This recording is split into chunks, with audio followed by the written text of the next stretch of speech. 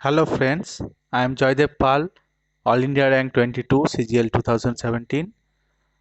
आज का जो वीडियो है इसमें हम एक स्पेशल पोस्ट के बारे में डिस्कस करेंगे जो कि है असिस्टेंट ऑडिट ऑफिसर या डब्ल्यूओ का पोस्ट, जो CGL एग्जामिनेशन में ऑफर्ड जितने सारे पोस्ट है उसमें से सिंगल ऐसा पोस्ट है जिसमें गैजेटेड रैंक मिलता है या 4800 ग्रेड पे का गैजेटेड पोस्ट है कैग के अंडर।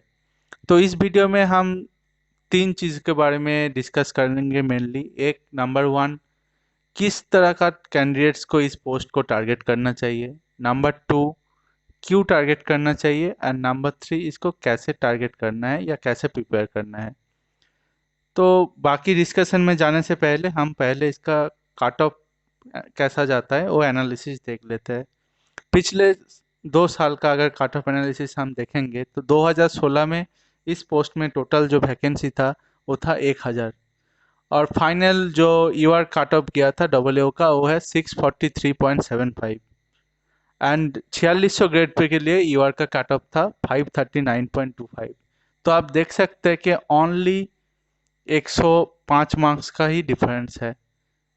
तो एक कैंडिडेट जिसको 538 या 535 के आसपास का मार्क्स मिला होगा 2016 में, वो कैंडिडेट अगर डब्ल्यू का पेपर देता और उसमें 105 या 110 मार्क्स आउट ऑफ 200 ले आता, तो अभी कैग या सीजीडीए में ऑडिटर नहीं बन के वो एक डब्ल्यू बन सकता था।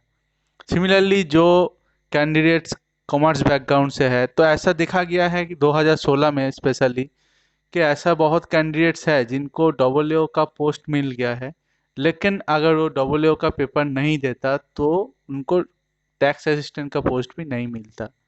तो जो कॉमर्स या इकोनॉमिक्स बैकग्राउंड से है, ऐसा बहुत सारे कैंडिडेट्स 2016 में 150 160 का आसपास का मार्क्स ले आया है डब्ल्यू पेपर में, और सिर्फ उस पेपर का मार्क्स के दम पे वो अभी डब्ल्यू बना है।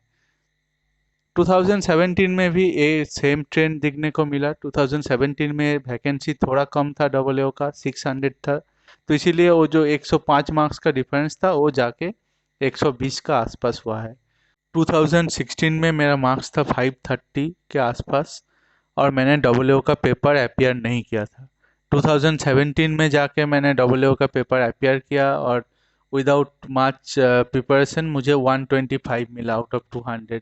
तो मैं अगर 2016 में वही डब्ल्यू का पेपर दिया होता तो मैं आज सीजीडी ऑडिटर नहीं, एक डब्ल्यू बन के नौकरी कर रहा होता। तो ये एक मिस्टेक मैंने किया था, और मैं चाहता हूँ कि आप लोग ये मिस्टेक रिपीट ना करें, इसीलिए मैं इस वीडियो बना रहा हूँ। तो मेरा मानना है कि जितना सारा कैंडिडेट लिस्ट वन में आपका अगर नाम है, तो आपको ये पेपर थोड़ा प्रिपेयर करके एग्ज़ाम देना है, इसको स्किप नहीं करना है। कि उन कैंडिडेट्स को जिनको उतना कॉन्फिडेंस नहीं है कि 4600 ग्रेड पे का पोस्ट मिलेगा या नहीं, तो उनको डब्ल्यू का पेपर प्रिपेयर करना ही है, और उसमें इस पेपर के अच्छे मार्क्स लाने से उनको 4600 से भी आगे जो 4800 ग्रेड पे का पोस्ट है वो मिल सकता है। तो ये गया कि किस कैंडिडेट्स को इस पोस्ट टारगेट करना चाहिए। नाउ, क्यों टारगेट करना चाहिए। तो हम डब्ल्यू का जो पोस्ट है उसका प्रोज एंड कॉन्स के बारे में थोड़ा डिस्कस करेंगे। देखिए, प्रोज में मेन तो ये है कि ये सिंगल पोस्ट है जिसमें आपको गैजेटेड रैंक मिलता है सीजीएल के थ्रू, और इसका जो सैलरी है वो बाकी सारे जो जितना पोस्ट है उनका बेसिक सैलरी से ज़्यादा है। तो एक सिटी में अभी आज का दिन में इनका जो इन हैंड सैलरी है वो है अराउंड 65,000।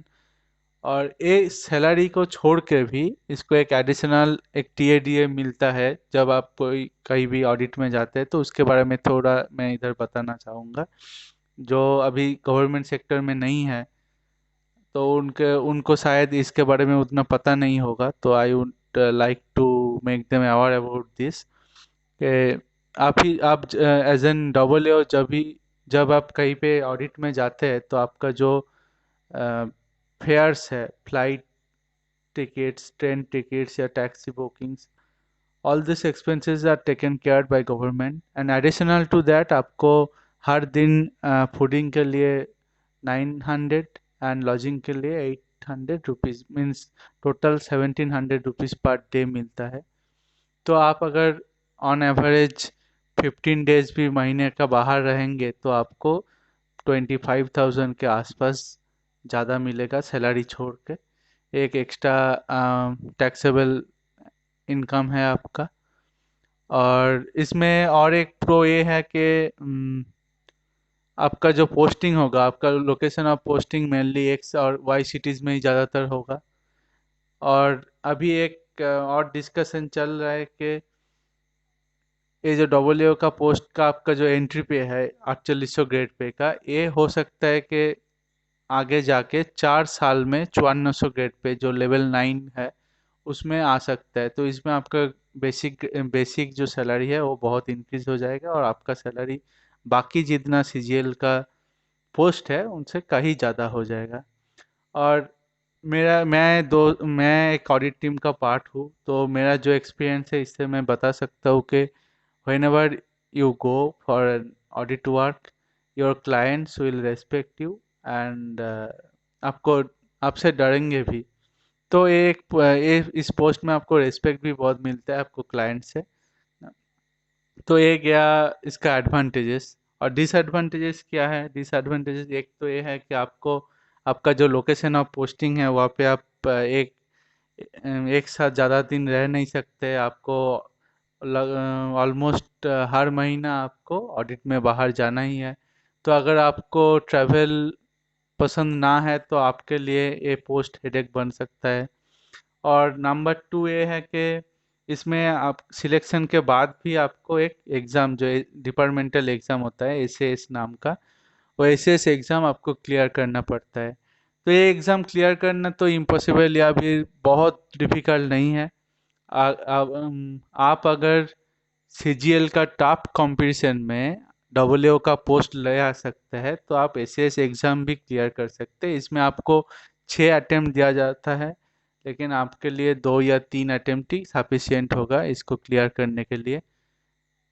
बट सीजीएल का जो दूसरा पोस्ट है उसमें जैसे आपको नौकरी मिलने से ही आपको आप एक रिलैक्सिंग मूड में चला जाते हैं, इसमें वो नहीं हो पाएगा। आप अपने किताब को आप टाटा गुड बाय नहीं बोल सकते। आपको किताब अपने किताब से जुड़े रहना पड़ेगा टिल आप एसएस एग्ज़ाम क्लियर कर ले। तो ये एक डिसएडवांटेज है। तो अगर आप एडवांटेजेस और डिसएडवांटेजेस को बैलेंस करेंगे तो फिर फाइनल वर्डिक्ट यही होगा कि इनकम टैक्स इंस्पेक्टर, एमईए या एग्जामिनर, ऐसा ऐसा कुछ गिने चुने पोस्ट छोड़ के बाकी सारे पोस्ट से ये डब्ल्यू पोस्ट बहुत अच्छा है। Now second part is also covered. So third part में हम आ जाते हैं कि इस पोस्ट का प्रिपरेशन कैसे करना है इस पेपर का।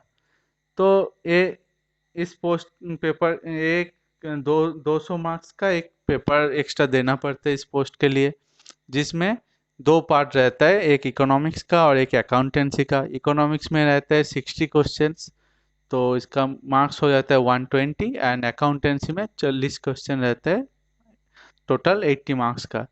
और इसमें नेगेटिव मार्किंग बाकी सीजीएल का जो पेपर है उनके साथ सेम ही है, हर क्वेश्चन में -0.5 नेगेटिव मार्किंग रहता है। तो ये हो गया मार्क्स डिस्ट्रीब्यूशन। नाउ सिलेबस के बारे में बात करते हैं। तो इकोनॉमिक्स का अगर हम बात करेंगे तो इकोनॉमिक्स का जो सिलेबस है उसको हम 4 सब पार्ट में डिवाइड कर सकते हैं।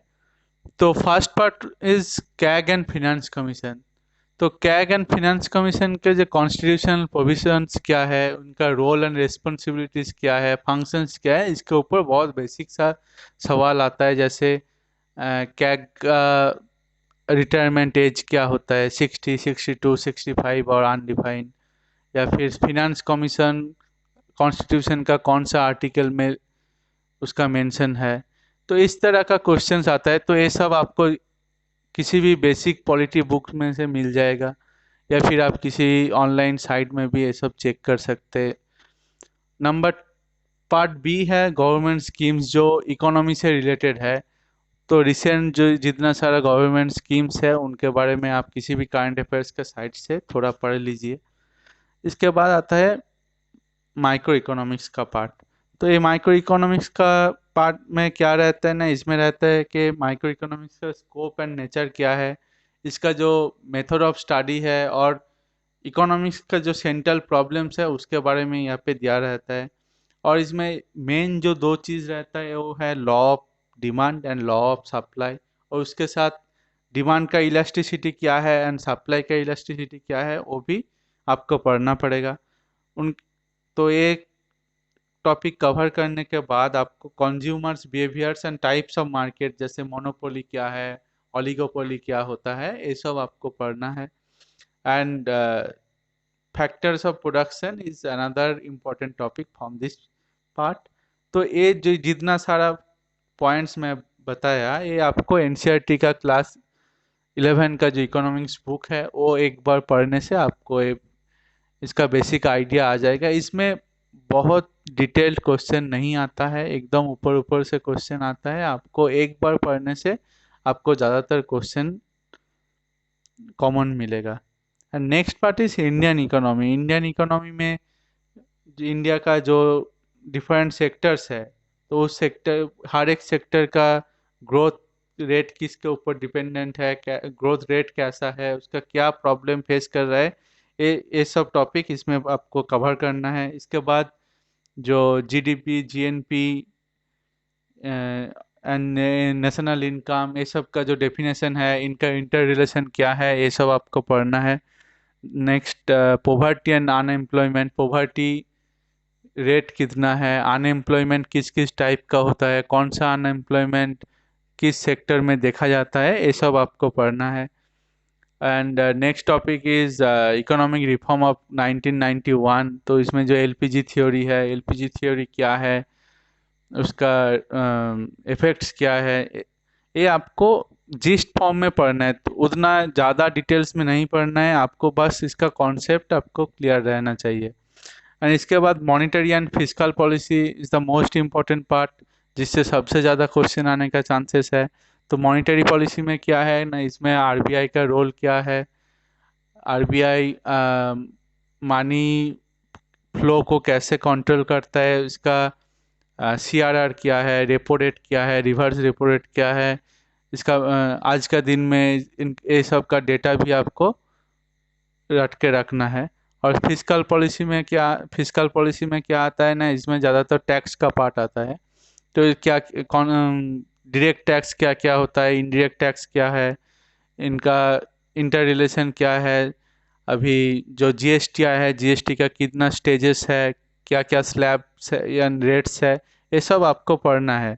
एंड इसके साथ recent budget and FRBM act जो है उसके बारे में भी थोड़ा पढ़ के रखना है।